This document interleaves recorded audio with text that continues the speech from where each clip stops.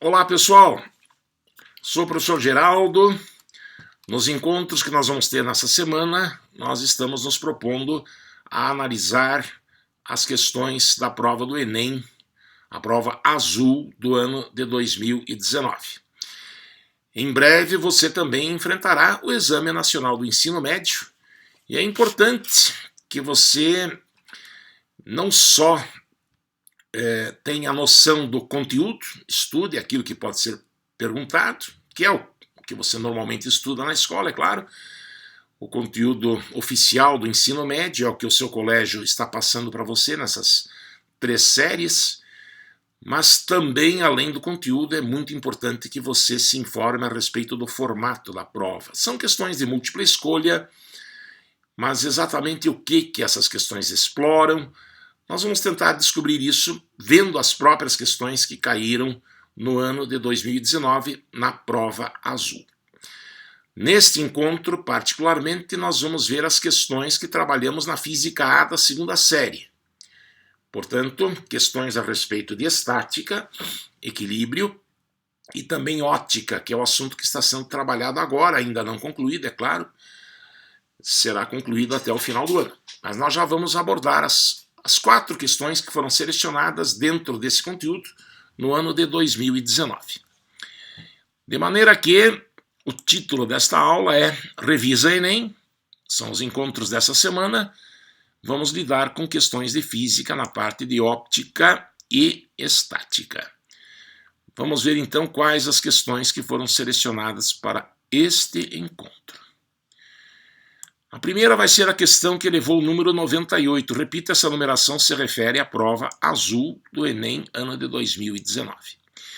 Já adianto que essa questão, embora seja classificada como questão de óptica, porque afinal fala da luz, fala do olho humano, fala de como os seres humanos percebem as cores em particular, ela é uma questão muito mais de raciocínio lógico. Mesmo alguém que não tivesse profundo conhecimento de ótica, mas tivesse bom senso, soubesse analisar a contextualização que se faz, teria condições de responder. Essa é uma característica do Enem. Muitas vezes não cobra profundamente o conteúdo que a gente estuda, mas cobra muito a capacidade de interpretar o texto e de interpretar a situação envolvida. Tanto que quem elabora as questões do Enem segue competências e habilidades determinadas na atual Base Nacional Comum Curricular. Esta questão você perceberá, trata então de óptica, nós a classificamos dessa maneira, e explora a competência 1, habilidade 1. Competência 1 significa compreender as ciências naturais e as tecnologias a elas associadas, como construções humanas, percebendo seus papéis nos processos de produção e no desenvolvimento econômico e social da humanidade. A habilidade particularmente ligada com essa competência, nesta questão, é reconhecer características ou propriedades dos fenômenos ondulatórios ou oscilatórios, né? Luz é onda, embora seja matéria também, né? Dualidade onda-partícula, falaremos muito sobre isso nesse encontro, relacionando-os a seus usos em diferentes contextos. Então, veja do que tratou aí a questão número 98. Os olhos humanos normalmente têm 3 tipos de cones, responsáveis pela percepção das cores. Cones são células que agrupam, formando tecidos com formato de cone, por isso levam este nome, no interior dos nossos olhos. Um tipo de cone para tons vermelhos, outro para tons azuis e outro para tons verdes. As diversas cores que enxergamos são resultado da percepção das cores básicas, que são essas, né, vermelho, verde e azul. É o famoso sistema RGB, como se costuma escrever em inglês, Red, Blue, Green, como indica a figura. Então essa figura sugere que a mistura do vermelho com o verde deva fazer com que nos sensibilizemos pelo amarelo. O vermelho com o azul produz o magenta. Quando luz verde provém de uma fonte primária ou secundária, não vem ao caso, junto com luz azul nós vemos ciano. E se essas cores todas vierem juntas, ela parecerá branca aos nossos olhos. Isso naturalmente para uma pessoa normal. Assim interpretamos esse desenho que está sendo dado aqui. Mas existe um defeito de visão chamado protanopia. É um tipo de daltonismo. Daltonismo é aquele defeito de visão que faz com que as pessoas não enxerguem certas cores ou as confundam, em que há diminuição ou ausência de receptores da cor vermelha.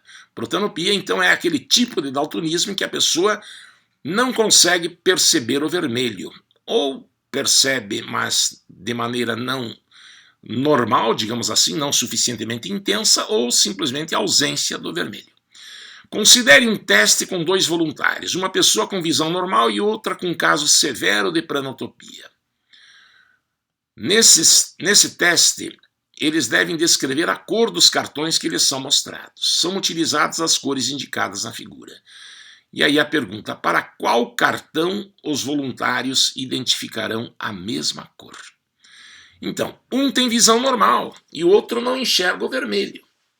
Evidentemente, se o cartão apresentado for vermelho, a pessoa normal enxergará vermelho, mas a pessoa que tem esse defeito de visão não vai enxergar o vermelho. Vai enxergar preto, ela não consegue enxergar o vermelho, supondo, é claro, numa situação de ausência de receptores da cor vermelha. Então, vermelho não poderá ser a resposta certa. Uma pessoa normal vê vermelho, mas uma pessoa com esse tipo de defeito de visão verá preto.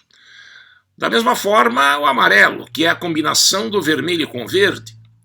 Uma pessoa que não enxerga o vermelho e o amarelo provém da mistura do vermelho com o verde, essa pessoa que não enxerga o vermelho vai enxergar verde. Não vai enxergar amarelo, porque o vermelho ela não enxerga. Veja o raciocínio. Magenta da mesma forma, não enxergará. A pessoa com pranotopia não enxergará o magenta que a pessoa normal enxerga, porque magenta é a mistura do vermelho com o azul, mas a pessoa não enxerga vermelho, ela só vai enxergar o azul. Então, o cartão também não poderá ser magenta. Amarelo também não. Já comentamos sobre isso, né? Uma pessoa com pranotopia enxergará o verde, porque não enxergará o vermelho.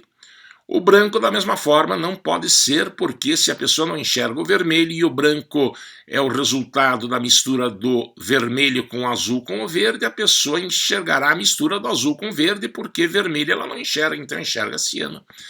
Está compreendendo? Agora, se o cartão for azul, uma pessoa normal enxergará azul, e para quem sofre de protanopia, não vai ter problema, por quê?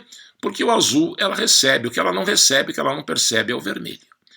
Essa é a lógica. Então, de uma forma mais detalhada, nós temos dessa maneira. Um cartão vermelho, que para uma pessoa normal pareça vermelho, vai parecer preto para quem sofre desta incapacidade de perceber o vermelho. Um cartão magenta, que para uma pessoa normal é magenta, parecerá azul, né?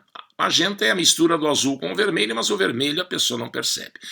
Então são cores que não batem entre quem tem visão normal e quem tem protanopia. No entanto, o cartão azul, como já vimos, esse sim será enxergado da mesma forma pelos dois. Da mesma forma o verde, que não envolve o vermelho, da mesma forma o ciano, mistura do verde com o azul. Se houvesse essa alternativa, verde ou ciano, ela poderia ser assinalada também. Então nós optamos pela letra E, onde consta azul. Mas eu repito, se houvesse alguma alternativa com verde ou ciano, a pessoa com essa dificuldade de visão enxergaria da mesma forma como uma pessoa com visão normal. Ok? Então prepare-se para isso, mesmo que você não tenha profundos conhecimentos de ótica, mas perceba a lógica, porque essa questão, repito, é mais de lógica do que de conceito, tá? Você tem toda a condição de se dar bem. O Enem pede por isto, avaliando assim a sua capacidade de interpretar o texto e de atender, enfim, o que as competências e as habilidades que constam da Base Nacional Comum Curricular pedem. Ok? Vamos ver então a próxima questão selecionada para hoje. Vamos lá então, pessoal, selecionamos agora uma questão de estática. Questão número 106 da prova azul de 2019. Slackline é um esporte no qual o atleta deve se equilibrar e executar manobras estando sobre uma fita esticada. Para a prática do esporte, as duas extremidades da fita são fixadas de forma que ela fique a alguns centímetros do solo. Quando uma atleta, é uma moça, de massa igual a 80 kg está exatamente no meio desta fita, ela se desloca verticalmente fazendo um ângulo de 10 graus com a horizontal. A fita, então, dos dois lados, claro, fica inclinada, formando um ângulo de 10 graus com a horizontal, conforme esquematizado na figura. Sabe-se que a aceleração da gravidade é igual a 10 metros por segundo ao quadrado, dados também o cosseno e o seno de 10 graus. Pergunta-se então, qual é a força que a fita exerce em cada uma das árvores por causa da presença da atleta? Então, essa atleta consegue se equilibrar, ela tem o seu peso equilibrado pelas forças de tração inclinadas que cada um desses pedaços de fita exerce. A fita puxa a atleta para cá e para lá. Consequentemente, a fita também estará puxando a árvore para cá e, pela lei da ação e da reação, a árvore reage aplicando na fita uma força para lá. Essas forças trocadas entre a fita e a árvore têm a mesma intensidade, porque são um par de forças de ação e reação, e correspondem também, é claro, à própria tração a que esta fita está submetida. Uma tração que é igual dos dois lados, justamente devido à simetria da figura. O assunto explorado nessa questão, então, é estática, o tópico é equilíbrio da partícula. Nós tivemos lá no começo do ano, na época antes da pandemia ainda, quando as aulas ainda eram presenciais. E ela se relaciona com a competência 5, habilidade 17 da nossa Base Nacional Comum Curricular.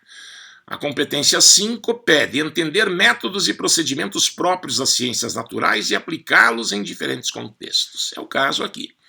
A habilidade 17, relacionar informações apresentadas em diferentes formas de linguagem e representação usadas nas ciências físicas, químicas ou biológicas, como texto discursivo, gráficos, tabela, relações matemáticas, vai ser o caso aqui, ou linguagem simbólica. Espera-se que o estudante tenha, então, esta habilidade. Vamos ver como é que essa questão seria resolvida? Detalhe, você tem muitas questões desse tipo lá no seu material do primeiro semestre. Seria bom que o aluno do primeiro ano, do segundo ano, da segunda série, revisse o método da decomposição, no caso, que é o mais indicado para resolver esse problema. Para isso, a primeira atitude, como nós dizíamos naquelas aulas, é fazer as flechinhas, desenhar as forças que agem sobre aquela atleta. A atleta fica sob a ação do seu próprio peso e não cai por causa das trações exercidas pelo fio. Essas trações podem ser decompostas, são iguais, repito, T e T para cada uma devido à simetria da figura, iguais em módulo, e tem componentes Tx e Ty. Enquanto as componentes horizontais Tx claramente se anulam, as componentes verticais Ty se somam, porque apontam no mesmo sentido e devem acabar equilibrando o peso. Por isso que a gente escreve 2Ty igual a P. É assim que se começa. Ty, repare, é cateto oposto ao ângulo de 10 graus num triângulo de hipotenusa T. A matemática ensina que o cateto oposto é o produto da hipotenusa pelo seno do ângulo oposto. Então, 2T seno de 10 graus igual a peso, que é mg. 2T vezes seno de 10 graus foi dado, né? 0,17 dado no enunciado. Massa 80, gravidade 10. 2 vezes 0,17 dá 0,34, que passa para o segundo membro dividindo. 80 vezes 10, 800, dividido por 0,34. Isso vai dar exatamente 2.352,9, ou aproximadamente 2.400, né? Quase isso. 2,4 vezes 10 ao cubo, exatamente o valor que está na letra D. Tranquilo? Desculpem. Passei do slide, né? Esse vai ser o problema seguinte. Então, problemas assim que você teve lá no começo do ano, problemas de equilíbrio, são considerados relativamente tranquilos. Também o problema anterior, tá? Eles, se fossem analisados como fácil, médio ou difícil, provavelmente nem médio seria.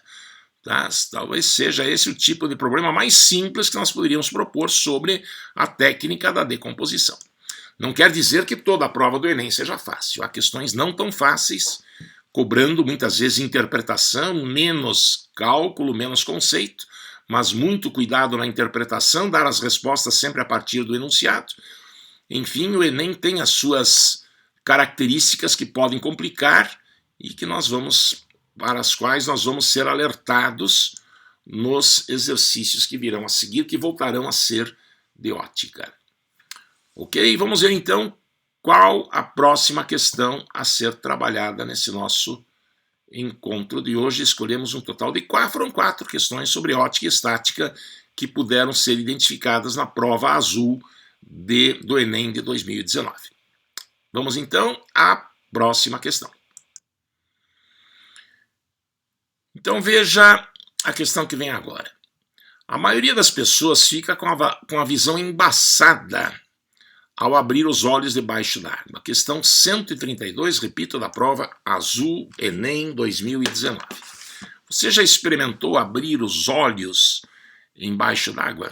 Dá para enxergar? Se a água estiver limpa, não é lá muito recomendável, porque sempre os olhos são uma parte delicada do nosso corpo, mas se você tentar fazer isso, você vai ver que com a água limpa até dá para enxergar, né? Mas em geral, pelo menos no primeiro momento, a gente fica com a visão embaçada. Antes que eu continue a leitura, algo parecido acontece quando nós entramos num quarto escuro. Imagine, você entra num quarto escuro, não tem praticamente luz nenhuma e quer encontrar alguma coisa lá dentro. Está faltando luz na sua casa e você não encontra. Se você tiver paciência, mantiver os olhos abertos, de repente você vai começar a perceber que mesmo de noite alguma coisa se torna possível enxergar. Isso acontece porque o nosso olho tem um mecanismo involuntário, diria, que percebe a falta de luz e promove a abertura da pupila. A musculatura que existe na íris, que é a parte colorida do nosso olho, faz com que a pupila se abra em ambientes escuros, para permitir que aquela pouca luz, porventura, existente possa entrar no seu olho e você possa ver alguma coisa. Tá? Já percebeu isso? Debaixo d'água acontece algo parecido. Se você pudesse manter os olhos abertos, você de repente poderia ver com nitidez, mas por uma razão diferente, como vai ser descrita aqui. Então a maioria das pessoas fica com a visão embaçada ao abrir os olhos debaixo d'água, mas há uma exceção. O povo Moken, que habita a costa da Tailândia. Aquele mesmo local onde em 2018, julho de 2018, meninos, juntamente com o treinador, era um time de futebol, ficaram presos numa caverna, depois acabaram sendo salvos. Mas esse texto aqui é bem anterior, esse texto é de 2006. O que eu estou relatando foi um fato, talvez vocês tenham acompanhado, que aconteceu no mesmo local, no mesmo país, em julho de 2018. Nada a ver, porém, com a questão em si. Apenas a coincidência do local. Então esse povo que habita a costa da Tailândia consegue ver razoavelmente bem debaixo da água. Essa característica se deve principalmente à adaptabilidade do olho e à plasticidade do cérebro, o que significa que você também, com algum treinamento, se eles podem, por que não nós, poderia enxergar relativamente bem debaixo d'água. Estudos mostraram que as pupilas de olhos de indivíduos Moken sofrem redução, como se você estivesse entrando num ambiente de maior claridade. Isso irrita, os nossos olhos se fecham, as pupilas se fecham, pela ação da estrutura muscular da íris, as pupilas se fecham para não deixar entrar tanta luz. O mesmo acontece debaixo d'água, por alguma razão, e com isso eles conseguem enxergar melhor. O que faz com que os raios luminosos incidam, veja o que ele diz aqui, já vamos ver por que isso é uma verdade, quase paralelamente ao eixo óptico da pupila. E esse detalhe permitirá uma visão mais nítida do que se a pupila não se contraísse. Tá? As pupilas desses indivíduos sofrem redução. E graças a isso, os raios incidem de uma forma quase paralela ao eixo óptico. Isso é um texto, então, é citada aí a fonte, E aí a pergunta: a acuidade visual associada à redução das pupilas é fisicamente explicada pela diminuição do quê? Da intensidade luminosa incidente na retina? Quando você tiver a aula de olho humano, no nosso caso ela não aconteceu ainda, será a última aula do ano, você vai ver que em ambientes claros a pupila se contrai para que menos luz entre. A energia, não exatamente a intensidade, mas a energia, ou se você quiser, a potência luminosa de fato diminui. Houve quem acusasse essa como resposta correta. Mas nós já vamos ver que, na verdade, a intensidade não se altera. Apesar de que menos energia luminosa entra, aquilo que se chama de intensidade não se altera, e isso não é exatamente o que vai explicar o porquê dessa melhor visualização que essas pessoas têm debaixo d'água. Mas a questão gerou muita polêmica logo depois da aplicação da prova. Será que essa acuidade associada à redução das pupilas é explicada pela diminuição da difração dos feixes luminosos que atravessam a pupila? Pela diminuição da intensidade de feixes luminosos em uma direção por polarização? Polarização, certos óculos têm polarizadores, a polarização também mais tarde você verá, é o fenômeno pelo qual uma onda transversal passa a vibrar num único plano. Isso não existe, na verdade, no nosso olho, embora alguns óculos tenham esse efeito. A acuidade a que se refere o enunciado é explicada pela diminuição do desvio dos feixes luminosos refratados no interior do olho? Ou será que ela é explicada pela diminuição das reflexões dos feixes luminosos no interior do olho? Nós já vamos, através de um desenho, poder identificar qual é a alternativa que melhor explica a situação descrita no enunciado. Sempre lembrando que devemos, é claro, nos basear no texto. O assunto a que se refere essa questão é ótica da visão. Você terá detalhadamente observações, aprenderá muito sobre o olho humano e, portanto, sobre a óptica da visão na última aula do ano, ou nas duas últimas aulas do ano. A competência associada a essa pergunta é a C6, apropriar-se de conhecimentos da física para, em situações problema, interpretar, avaliar ou planejar intervenções científico-tecnológicas. E a habilidade 22, compreender fenômenos decorrentes da interação entre radiação e matéria, luz é radiação. O nosso olho é matéria, a retina a ser sensibilizada pela luz que vai nos permitir a visualização é meio material. Em suas manifestações em processos naturais ou tecnológicos ou em suas implicações biológicas, sociais, econômicas ou ambientais. Então, quem faz a prova do Enem sempre fiel às competências e habilidades que a BNCC prescreve. Então vamos tentar entender, gente, por que enquanto a maioria das pessoas debaixo d'água tem a visão embaçada, eu sei disso, eu já fiz isso, você quando criança provavelmente também, mas em particular essas pessoas que vivem na Tailândia conseguem, através da redução da pupila, conseguir com isso uma visualização mais nítida. Tá? Menos energia entra no olho, é verdade, mas será que por isso ela vai enxergar melhor? Polarização não existe, a reflexão dentro do olho também não existe. A reflexão que nós estamos estudando, essa história da luz bater e voltar, não existe. O que existe é a refração. A luz muda de meio. Vem do ar para a água quando nós estamos no ar, ou no caso da água, vem do ar para o humor aquoso, depois o humor vítreo, que são como são chamadas as substâncias transparentes presentes no nosso olho. Então há uma mudança de meio, há uma mudança de velocidade, a qual vem, veremos, refração será o nosso próximo assunto, acompanhada de um desvio. Esse desvio, eu vou tentar te convencer, torna-se menos intenso quando a pessoa está dentro da água e a pupila, por um mecanismo provavelmente involuntário, tá, automaticamente se contrai e permite uma visualização com melhor nitidez. Não é uma coisa fácil de ser compreendida, mesmo por quem já tenha algum conhecimento de ótica, mas a explicação é a que você verá então a seguir.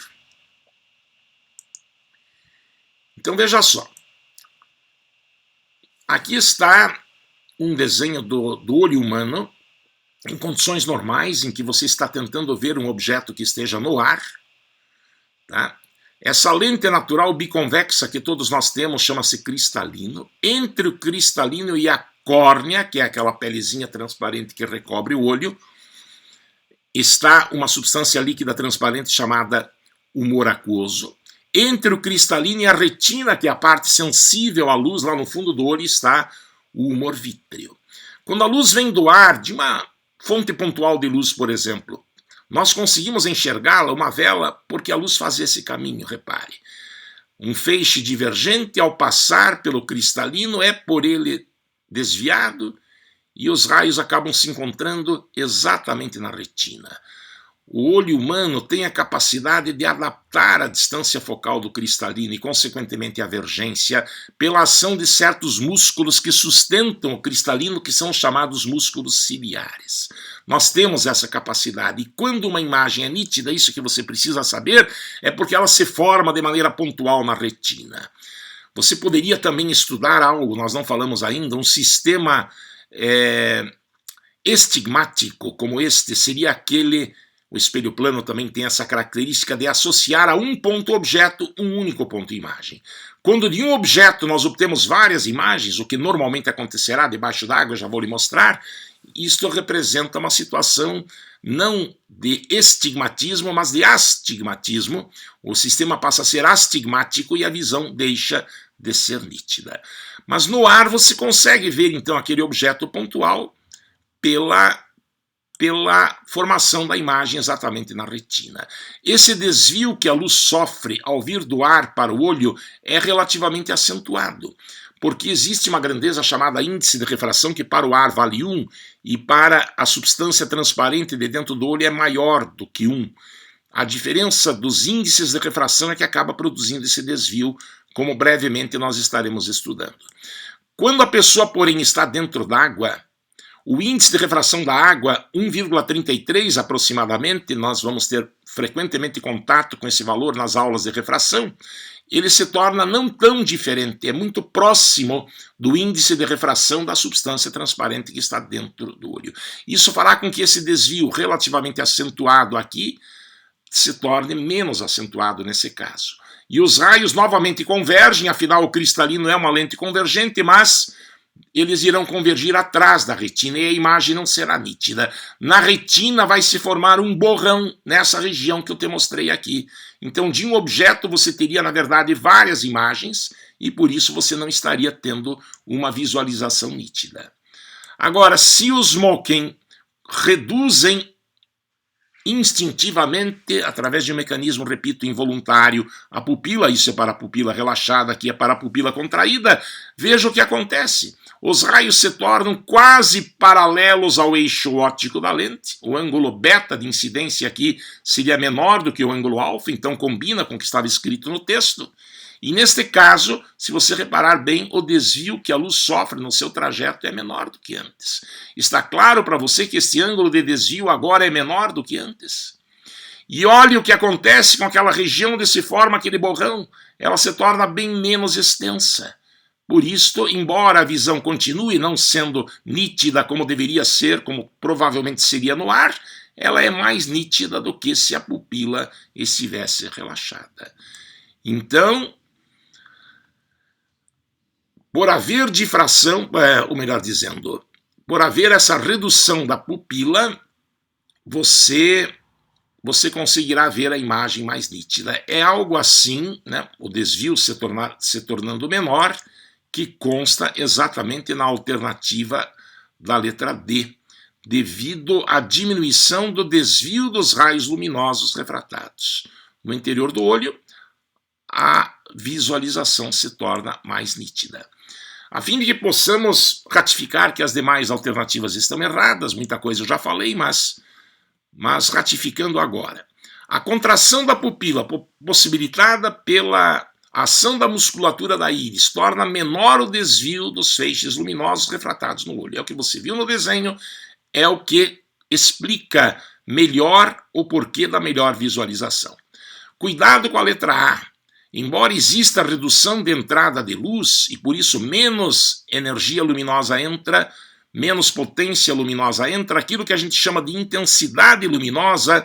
Você ainda não estudou ondulatória, mas é uma grandeza que se mede pelo quociente da potência da fonte pela área sobre a qual a radiação está incidindo. Isso se mede em watt por metro quadrado. Né? Para cada metro quadrado de chão, de superfície de terra, o Sol manda para nós um certo número de watts. Não é porque você abre mais a pupila ou fecha a pupila que o número de watts para cada metro quadrado diminua. Embora diminua a potência, sem dúvida. Se você passar o A para lá multiplicando, é a famosa fórmula do Piá, como futuramente dirão, P igual a I vezes A, diminuindo a área, diminui a potência. Mas a intensidade luminosa, eu insisto, esta não se altera pelo simples fato de você ter contraído a pupila. Tá? Por isso a resposta A não é, como alguns defendem, a correta. E ainda que fosse verdade, não seria por causa disso que a visão iria se tornar mais nítida. Difração não ocorre, mais tarde você verá o que é difração, é o fenômeno pelo qual a luz é capaz de contornar obstáculos, outras ondas também, e passar através de orifícios, mas isso só ocorreria para fendas, como no caso a pupila, de comprimento ou de diâmetro, no caso, da ordem do comprimento de onda da radiação luminosa, que no caso da luz, então, é muito menor do que o verdadeiro diâmetro da pupila. É da ordem de 10 a menos 6, 10 a menos 9, 10 a menos 12 do metro, não é? O comprimento de onda da radiação luminosa. Não existe difração no olho. Tá? E também não existe polarização nem reflexão. Esses são fenômenos que de fato ocorrem em outras situações, mas não no olho. No olho não há uma substância polarizadora e nem há por que existir reflexão. Ela não teria nenhuma ligação com a formação da imagem. Claro que para ter essa habilidade, o estudante, além de ter alguma experiência, teria de ter esse tipo de percepção. Não é esta uma questão que possa ser considerada como fácil. Mas você deve ter o seu espírito preparado para isso e, ao colocar o seu bom senso, a sua capacidade crítica, acabar respondendo aquilo que a pessoa que propõe a questão quer que você responda. Ok? Vamos então à última questão selecionada para hoje, também envolvendo ótica e também envolvendo um pouco de história da física. Vamos ver a próxima questão. Vamos lá então, pessoal, vem aí a questão número 135 da prova azul do Enem 2019. Quando se considera a extrema velocidade com que a luz se espalha por todos os lados e que quando vem de diferentes lugares, mesmo totalmente opostos, os raios luminosos se atravessam uns aos outros sem se atrapalharem, compreende-se que quando vemos um objeto luminoso isso não poderia ocorrer pelo transporte de uma matéria que venha do objeto até nós, como uma flecha ou bala atravessa o ar, pois certamente repugna bastante essas duas propriedades da luz, especialmente a última. Ele está querendo com isso dizer que a luz não pode ser matéria. A luz que chega aos nossos olhos vem de vários lugares e os raios luminosos se cruzam. Se luz fosse matéria, segundo esse texto, de autoria de Christian Huygens, já falarei sobre ele, a luz não poderia ter característica de matéria. Como naquela época, se você não sabe, Isaac Newton, o famoso Newton das 3 leis da mecânica, defendia a teoria corpuscular. Huygens foi o principal defensor da teoria ondulatória da luz. Ele era contemporâneo de Newton, um pouco mais velho do que o Newton, e se opunha às ideias de Newton. Hoje em dia, com os trabalhos de Albert Einstein, Max Planck, a gente sabe que luz é dualidade onda-partícula, quer dizer, ela tem comportamento ao mesmo tempo de onda e de luz. Certos fenômenos são explicados pela teoria ondulatória, outros pela teoria corpuscular. Então esse texto atribuído a Christian Huygens, o texto contesta que concepção acerca do comportamento da luz. O entendimento de que a luz precisa de um meio de propagação difundido pelos defensores da existência do éter. Explicando aqui, tem muito de história da física, você já pode ter ouvido isso em algum momento nas aulas de física. A luz se propaga no vácuo, diferente do som que não se propaga no vácuo, as ondas mecânicas não se propagam no vácuo. Durante um certo tempo acreditava-se que a luz deveria ter um meio material para se propagar, então acreditavam que, por exemplo, entre o Sol e a Terra devesse existir uma substância a qual deram o nome de éter. Tá? Hoje a gente sabe que não é verdade. A luz, por ser uma onda eletromagnética, ela se propaga no vácuo. Então, historicamente, essa frase aqui é correta. Mas isso não tem nada a ver com o texto, repare. O modelo ondulatório para a luz, o qual considera a possibilidade de interferência de feixes luminosos. O princípio da independência da luz, que você já estudou, chamado segundo princípio da ótica geométrica, ele admite que aconteça o que o texto fala. Aliás, como já disse, Huygens defende a teoria ondulatória. Quando onda cruza com onda depois do cruzamento, embora possa ocorrer interferência, as ondas continuam da mesma forma, como se jamais tivessem se encontrado. Não é isso que diz o princípio da independência dos raios luminosos? Isso combina com o fato de luz ser onda, então aqui não há uma contestação. Eu não marcaria a letra B. A letra C, o modelo corpuscular defendido por Newton, que descreve a luz como um feixe de partículas. O que o Christian está querendo dizer: Isaac Newton, você não tem nada que dizer que luz é matéria. Se luz fosse matéria, como bala, como flecha, elas iriam se bater, iriam se atrapalhar, e a visualização não seria possível como é. Eu é que estou certo, porque considero a luz como onda, e as ondas são independentes. É isso, na verdade, é a letra C que o Huygens está tentando combater. A teoria corpuscular da luz defendida por Newton. Repito, quem está certo? Na verdade, os dois estão certos. A partir do início do século XX, soube-se, através dos trabalhos de Einstein, de Planck, de Niels Bohr, de Louis de Broglie e outros, que luz tem o comportamento dual. Não vamos nos opor a nenhum deles, apenas não vamos admitir que o Christian Huygens critique dessa forma o Newton. Vamos dizer que os dois estão certos, mas que ele, é o que estamos entendendo, está tentando contestar o modelo de Newton. A letra D, a crença de uma velocidade infinita da luz defendida pela maioria dos filósofos gregos. É verdade, os filósofos gregos achavam que a velocidade da luz era infinita. Hoje a gente sabe que não, 300 milhões de metros por segundo, 3/10 é uma velocidade muito grande, mas não é infinita e não tem nada a ver com o texto também, embora seja uma verdade. Veja a maldade, exagerando um pouquinho, das pessoas que propõem as questões no Enem. Os alunos, às vezes, inocentemente marcam uma alternativa que percebem ser correta, mas que não está de acordo com o texto, não está explicando aquilo que se pede para explicar. E a letra E, a ideia também defendida pelos gregos de que a luz era produzida pelos nossos olhos.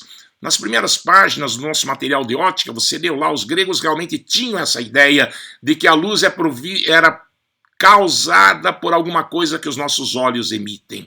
Mas isso não tem nada a ver com o texto. O texto caracteriza a luz como alguma coisa que está chegando aos nossos olhos e não saindo deles. Por isso a resposta, gente, é letra C. Tá? Aqui está então a competência e a habilidade envolvida, e no slide seguinte a explicação que você acabou de ouvir. Tá? Christian Huygens, então, saiba, viveu entre 1629 e 1695, então contemporâneo de Isaac Newton, foi um físico holandês que defendeu a teoria ondulatória. Ele critica a teoria corpuscular do Newton. O Newton, que nasceu depois do Huygens, né? O Newton nasceu em 1642, né? Então o Huygens já tinha aí 13 anos de idade, então, tá? Defendia a teoria corpuscular.